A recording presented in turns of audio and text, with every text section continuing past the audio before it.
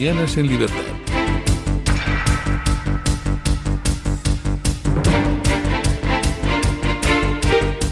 8:02, 7:02 en las Islas Canarias. Vamos con las noticias de las 8 con la ayuda de doña Carmen Carbonell.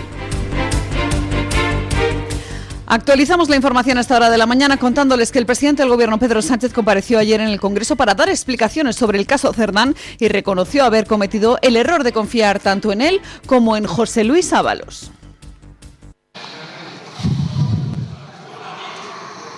En fin, la gente, yo soy consciente de que está enfadada, que está decepcionada con nosotros, conmigo personalmente, lo sabe, tiene toda la razón para estarlo, pero también creo, señorías, que la gente no es ciega, señor Feijóo. La gente sabe que la indecencia de unos pocos no define al resto. Sabe que ni José Luis Ábalos ni Santos Cerdán eliminan 7 años de una extraordinaria gestión que le estamos dando al país. Y saben además que es injusto que ustedes nos pidan borrarnos del mapa por 3 personas que han podido cometer casos de corrupción cuando el Partido Popular no se ha movido una silla por 228 fallecidos en la Dana, ni con 7.291 fallecidos en las residencias de la comunidad. El líder de la oposición, Alberto Núñez Feijóo, señaló a Pedro Sánchez como epicentro de la corrupción y acusó al presidente del Gobierno de ser partícipe a título lucrativo del abominable negocio de la prostitución en referencia directa a los negocios del padre de Begoña Gómez. Compararse conmigo. Oiga, pero ¿con quién está viviendo usted? ¿Pero de qué prostíbulos ha vivido usted? Partícipe a título lucrativo del abominable negocio de la prostitución. Y ahora quiere usted ilegalizar su biografía. Allá usted, señoría, allá usted. No se compare conmigo. He sido honesto con usted, no se lo acepto. Señor Sánchez, usted le da igual. Habla de 40 páginas de la ponencia, tiene 53. ¿Qué más le da? ¿Pero qué más le da? Habla usted de que si hemos dicho en materia fiscal lo que dicen los jueces. ¿Por qué no mira usted para los 2 que aún le quedan? ¿Sabe una cosa? Lo que no hemos dicho es que vamos a derogar la acusación popular para que usted no pueda blindar a su mujer. Eso sí que no lo hemos dicho. Mire, además, eso sí, me voy con la tranquilidad de que usted no va a convocar elecciones porque no quiere ganarlas. Aunque los socios parlamentarios de Pedro Sánchez mantienen por ahora el apoyo al Ejecutivo, lanzaron algunos avisos de que pueden revisar su respaldo si surgen nuevos escándalos. PNV y Esquerra Republicana hablaron de anticipar elecciones si crecen los casos de corrupción. Y Junts avisó de que la prórroga que le han dado a Pedro Sánchez no dura toda la legislatura. Por cierto, que la vicepresidenta Yolanda Díaz sí que estuvo en el Pleno a pesar de que su padre había fallecido el día anterior y no pudo contener las lágrimas. Yolanda Díaz salió al rescate de Pedro Sánchez, alabó su honradez y le pidió un giro social a la legislatura. Pero además, señoría, necesitamos respuestas. Usted tiene que dar garantías y las va a dar. Y yo sé que usted es honrado, y lo digo aquí, sé que usted es honrado, pero la ciudadanía progresista está angustiada por la corrupción y está angustiada porque no quieren que gobiernen las derechas en España. Hoy subo aquí, señor Feijóo, en nombre de mi padre, porque no querría jamás que gobernaran las derechas en nuestro país. Así que sí, señor presidente, le pido que avancemos, porque no queremos que gobiernen ellos. Por su parte, el líder de Vox, Santiago Abascal, habló sobre los problemas reales que vive España bajo el gobierno de Pedro Sánchez tras ironizar con el guión de película de Torrente en el que se ha convertido el gobierno. Si discuten aquí únicamente si van a regularizar a 500.000 o a 800.000, esa es la discusión entre ustedes. La semana pasada, violación en Alcalá de Henares, esta semana en Vallecas, y todos los días así. Miren. Este es el aumento de violaciones en España en las últimas décadas. Aquí está usted, señor Sánchez. Y son responsables, usted y todos los que dicen que mienten.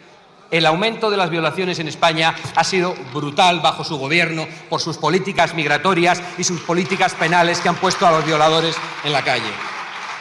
Ustedes los traen Ustedes participan del negocio del tráfico de seres humanos y lo hacen a través de las ONGs o directamente desde el Estado, trayendo con el ejército y después alojando y hasta dando pagas para promover la invasión. Y lo llevan haciendo muchos años. Han gozado de impunidad y de un silencio mediático total.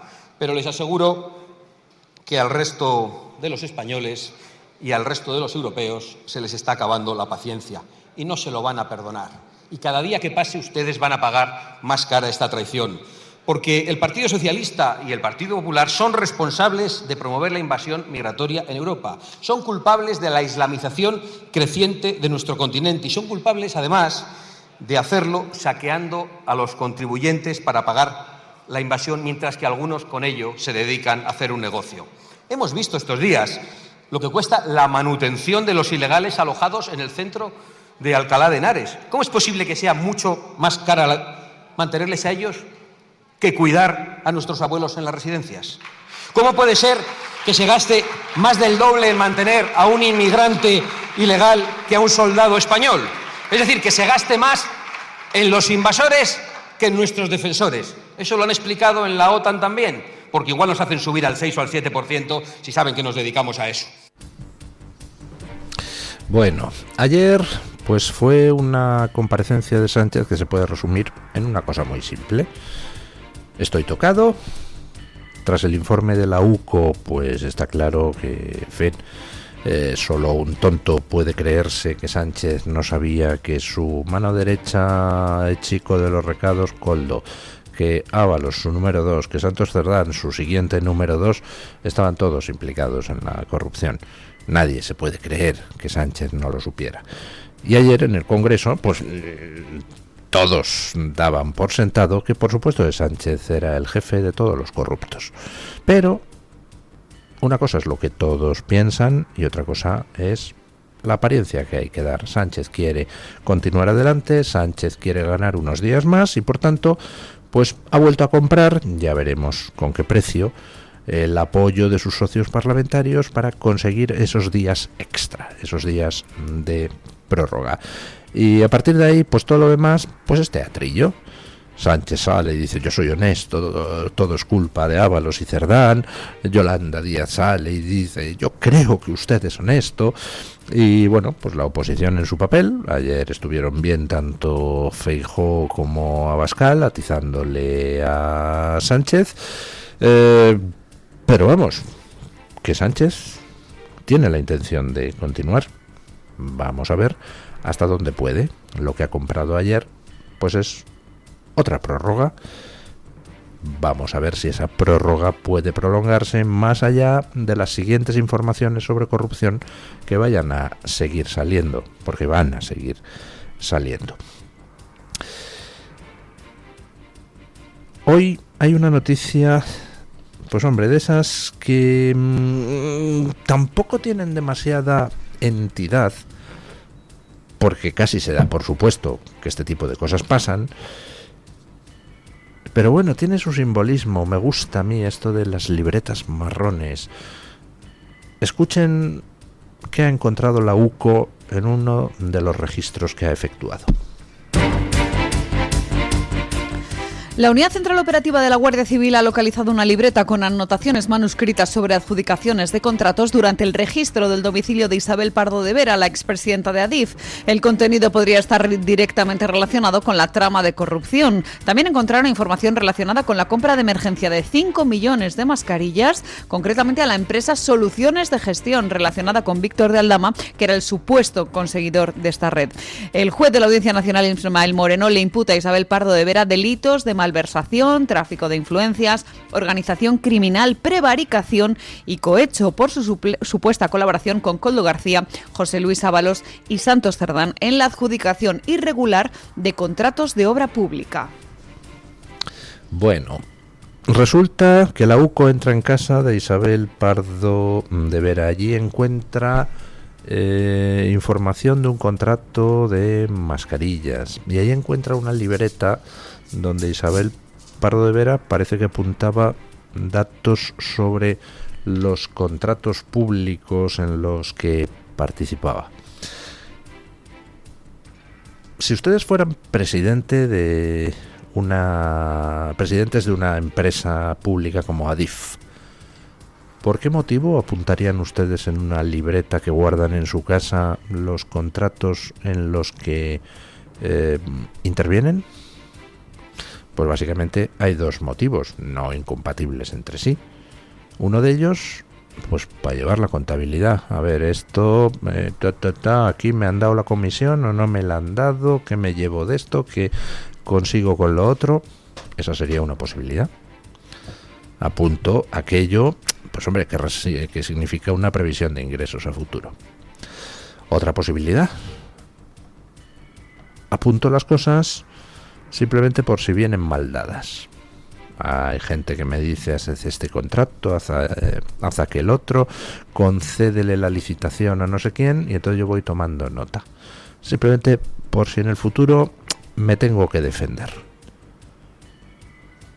Las dos cosas no son incompatibles entre sí, si ustedes lo piensan. La UCO registra el domicilio de Isabel Pardo de Vera muchos meses después de que ya salieran los primeros datos sobre la implicación de Isabel Pardo de Vera en las andanzas de la trama. Vuelvo a plantearme la misma duda que me planteo con los dispositivos electrónicos que le encontraron a Koldo, con los dispositivos electrónicos que le encontraron a Ábalos, con determinada documentación que le encontraron al amigo de Cerdán. Jolín, si después de tanto tiempo de hablar de los casos de corrupción todavía guardas en tu casa documentación comprometedora, pues una de dos: o eres tonto o es que la dejas ahí para que la encuentren. Estaremos también en una reedición de la jugada Koldo. Isabel Pardo de Vera ha dejado la carpeta marrón para que la UCO encuentre el listado de obras amañadas. Pues no lo sé, pero desde luego si lo que contiene esa libreta son efectivamente anotaciones referentes a las obras amañadas, pues entonces o Isabel Pardo de Vera tiene un problema, o quien tiene un problema son aquellos para protegerse de los cuales Isabel Pardo de Vera hubiera hecho esas anotaciones en su libreta. Bueno, ya saben ustedes que de vez en cuando pues hay cada vez menos polémica por las propuestas que hace Vox sobre la inmigración. ¿Recuerdan ustedes hace tan solo 7 años? Es que parece que fue en el Pleistoceno, pero Vox emerge a la actualidad política hace 7 años. Fueron los primeros representantes que consiguió en el Parlamento de Andalucía, diciembre de 2018, ni siquiera han pasado 7 años. ¿Recuerdan ustedes el cordón alerta antifascista que decía Pablo Iglesias? ¿Recuerdan ustedes el escándalo porque Vox puso sobre la mesa el tema de la inmigración del que nadie hablaba? Bueno, pues ahora ya todo el mundo habla, se ha convertido en mainstream el asunto, porque cada vez más gente está hasta las narices de los problemas derivados no de la inmigración, sino de la avalancha de inmigración ilegal acompañada del saqueo de las cuentas públicas por parte de tantas ONGs, en fin, que se dedican a colaborar con el tráfico de personas. Bueno, pero de vez en cuando pues sigue habiendo un poquito de polémica porque Vox señale el problema de la inmigración. Cada vez menos, pero de vez en cuando. Bueno, pues ayer las redes rescataban unas declaraciones sobre la inmigración y la delincuencia que merece la pena escuchar. La actual ministra de Inclusión, Seguridad Social y Migraciones, la socialista Elma Sainz, defiende ahora una política migratoria basada en la inclusión, la integración y el reconocimiento del valor que aportan las personas inmigrantes. Sin embargo, las redes sociales no han tardado en rescatar un episodio del pasado de Elma Sainz que contrasta con su discurso actual. Atención a esta entrevista que tuvo lugar en Canal 6 Navarra, en la que una joven Elma Sainz vinculaba la inmigración y la delincuencia. ¿Siguen dando casos de expulsión de inmigrantes en situación irregular en Navarra? indudablemente se producen casos de expulsiones, y con las dificultades que todo eso tiene, pues bueno, precisamente pues a veces por sus países de origen no es tan fácil, o por la situación de fletar no todos los vuelos o las posibilidades que quisiéramos, pero se trabaja todos los días. Y evidentemente la ley de extranjería y las actuaciones en este caso de los fuerzas y cuerpos caen con más fuerza, si cabe, ante esos extranjeros delincuentes. El extranjero delincuente, sobre el que caerá todo el peso de la ley y sobre el que la persecución y las actuaciones son constantes, en donde con más rotundidad y más firmeza, no quiere decir que no se aplique en otros casos, se aplica la ley de extranjería, es precisamente con ese círculo vicioso de extranjero delincuente. De los que no entran nunca en la órbita de la búsqueda del trabajo, sino que ya es un círculo los que se saltan la ley. Efectivamente, extranjeros delincuentes, extranjero delincuente, extranjero delincuentes, extranjero delincuente. Esta respuesta que le hacía al periodista Roberto Cámara contrasta con las políticas que ahora promueve desde su ministerio, como el nuevo reglamento de extranjería y sus discursos en mítines políticos en los que habla de luchar contra la xenofobia. Bueno, ¿y qué hacemos con doña Elma Sáez? ¿La pedimos su dimisión por vincular inmigración y delincuencia?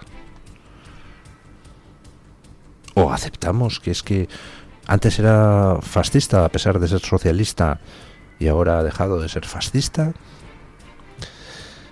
El tema de la inmigración y de la delincuencia, por mucho que algunos todavía no se hayan enterado en algunos medios de comunicación progres, pues es algo donde quien tiene todas las ganas de ganar es Vox, simplemente porque está señalando una realidad.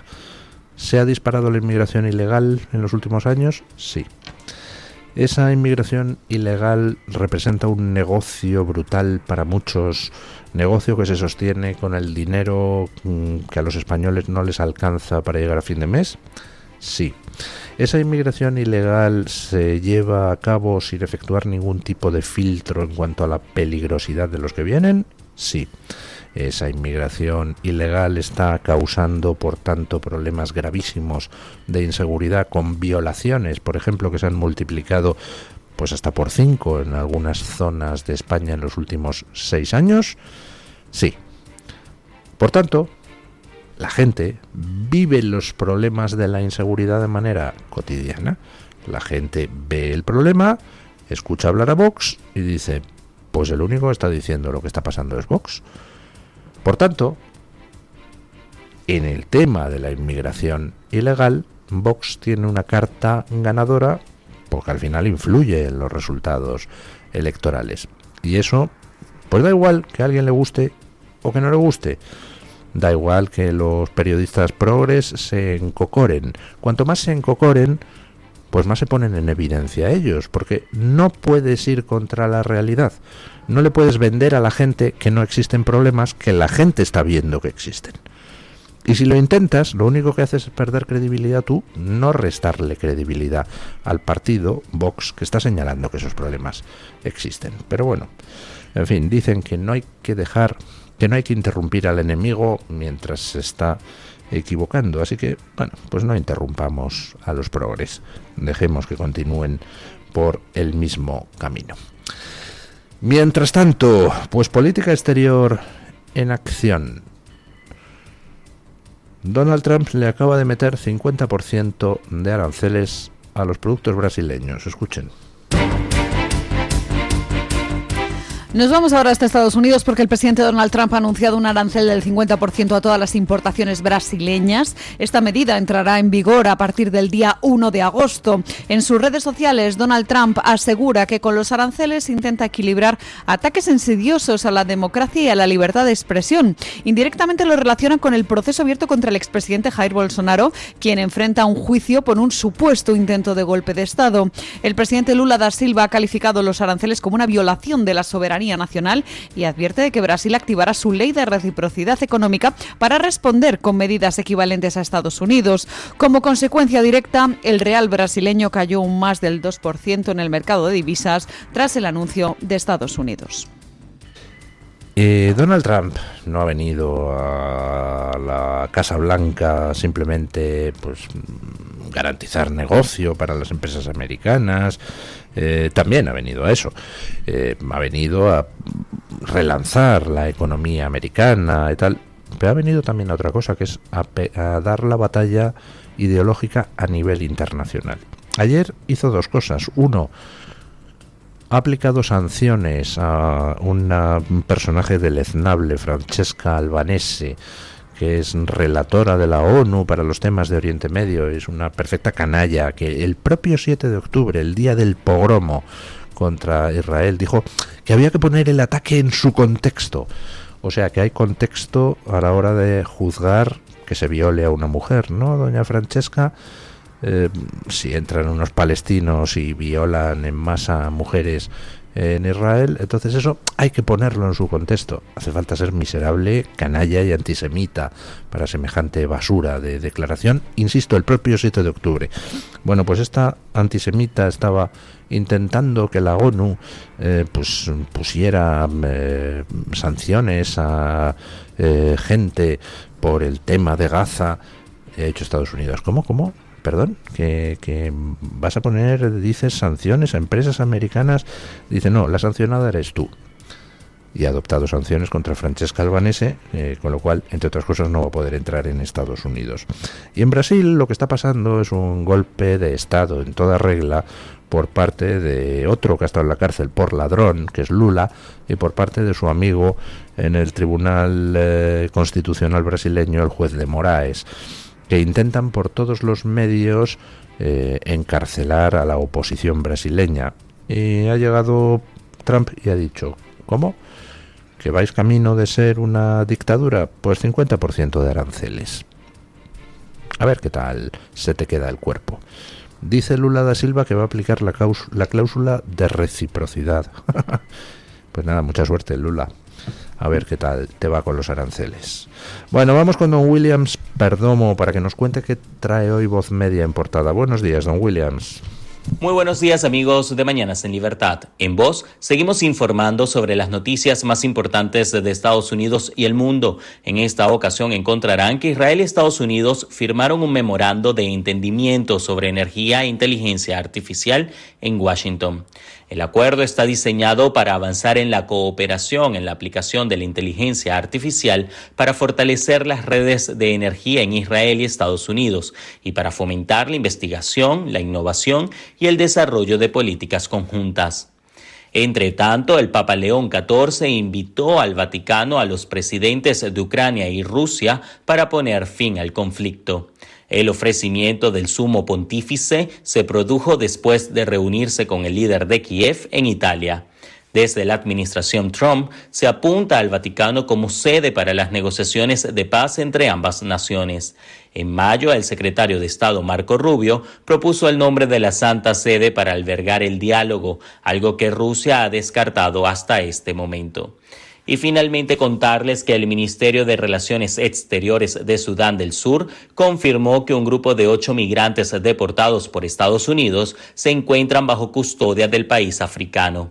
Los deportados son 2 personas de Cuba, 1 de México, 2 de Birmania, 1 de Laos y 1 de Vietnam. Solo 1 es de Sudán del Sur. Sobre ellos pesan condenas por crímenes como homicidio, robo, secuestro y posesión ilegal de armas. Estas y otras noticias las pueden ampliar en nuestra página web y nuestras distintas plataformas digitales. Muchísimas gracias, don Williams.